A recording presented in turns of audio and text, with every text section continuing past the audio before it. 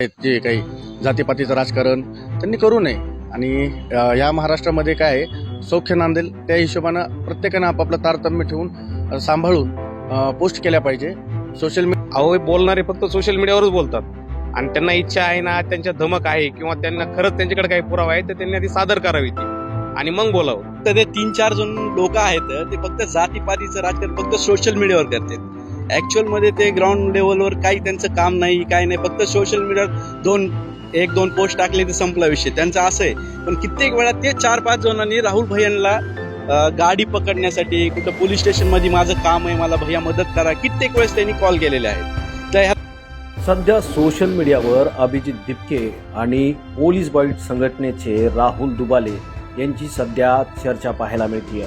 एकीकडे संभाजीनगरमध्ये अभिजित दिपकेंनी पोलिसांसोबत केलेला प्रकार आणि यावर पोलीस बाईट संघटनेचे राहुल दुबाले यांनी त्यांचं संरक्षण काढण्याची केलेली मागणी, यावर सध्या रणकंद सोशल मीडियावर चालू आहे. आणि यामध्येच आता या प्रकरणाला कुठंतरी जातीचं वळण मिळत आहे का, असा सोशल मीडियावरच्या कमेंट्स पाहून या ठिकाणी प्रश्नचिन्ह होतं. यामध्ये बीडच्या अनेक युवकांनी आपल्या भावना देखील व्यक्त केल्या आहेत आणि सोशल मीडियावर राहुल दुबाले यांच्या सोबत आम्ही आहोत अशा देखील मोठमोठ्या पोस्ट पडायला सुरुवात झालेली आहे.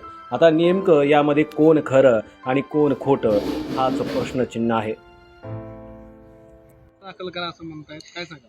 काही फक्त ते 3-4 जण लोक आहेत ते फक्त जातीपातीचं राजकारण फक्त सोशल मीडियावर करतात. ऍक्च्युअल मध्ये ते ग्राउंड लेवलवर काही त्यांचं काम नाही, काही नाही. फक्त सोशल मीडियावर एक दोन पोस्ट टाकले तर संपला विषय त्यांचा असं आहे. पण कित्येक वेळा ते 4-5 जणांनी राहुल भैयांना गाडी पकडण्यासाठी कुठं पोलीस स्टेशन मध्ये माझं काम आहे, मला भैया मदत करा, कित्येक वेळेस त्यांनी कॉल केलेले आहेत. तर ह्याला जातीपातीचं राजकारण म्हणता येत नाही. कारण की खाकी वर्दी मधला प्रत्येक व्यक्ती हा आम्ही जात बघून त्यांच्या पाठीशी उभा राहत नाही. तो कोणत्या जातीचा असतो आम्हाला माहित नाही, फक्त आम्ही खाकी म्हणून आम्ही त्यांच्यासाठी समर्थनात उभा राहतो. मात्र एकीकडे जर पाहायला गेलं तर हा मोठा सोशल मीडियावर गोंधळ दिसतोय.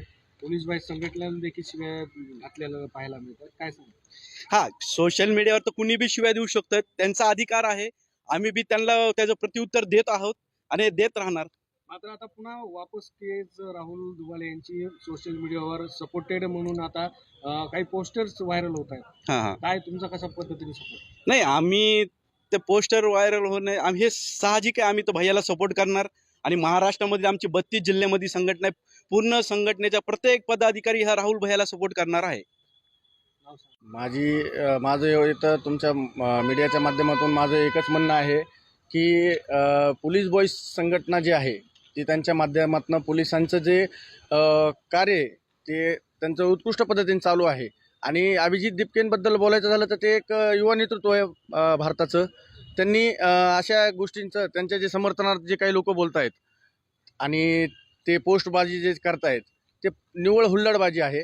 आणि पोलीस बॉय संघटनेचे जे संस्थापक आहेत दुबालेजी, मला नाही वाटत की ते काही चुकीचं बोललं असतील किंवा असं काही. जातीपातीचं सोशल मीडियावर रंग दिला जातोय.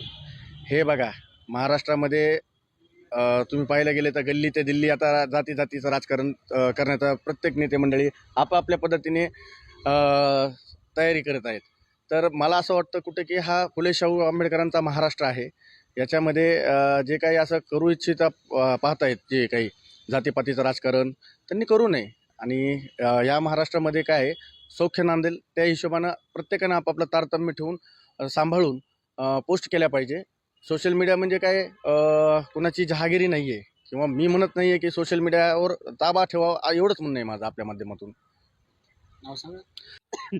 पाहायला गेलं पोलीस बाईट संघटना आणि जे काल सोशल मीडियावर सगळा गोंधळ चालू आहे, अभिजित दिपकेंच्या दोन्ही या गोंधळामध्ये सोशल मीडियावर जरा थोडासा वेगळा गोंधळ पाहायला मिळतोय. काय आपलं म्हणणं आहे युवा म्हणून? मी आपल्या चॅनलच्या माध्यमातून सांगू इच्छितो की मी स्वतः एक लाईन बॉयज आहे. राहुल भैया हे महाराष्ट्र पोलीस बॉय संघटनेचे संस्थापक अध्यक्ष आहेत आणि आम्ही सर्वजण फक्त पोलिसांसाठी काम करतो. आमच्यामध्ये कुठलाही जात धर्म येत नाही.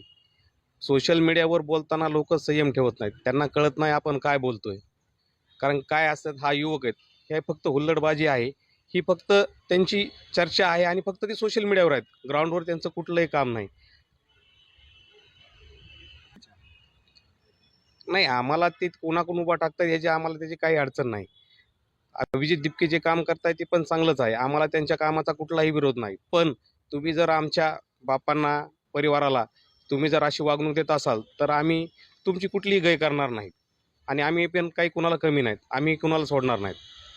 मात्र यामध्ये पोलीस बॉईट संघटनेतले जे काही पदाधिकारी आहेत त्यांच्यावर देखील कमेंट्स केल्या जात आहेत. त्यांचे काय धंदे आहेत आम्ही व्हिडिओ करून पाठवू असंही म्हटलं जातं.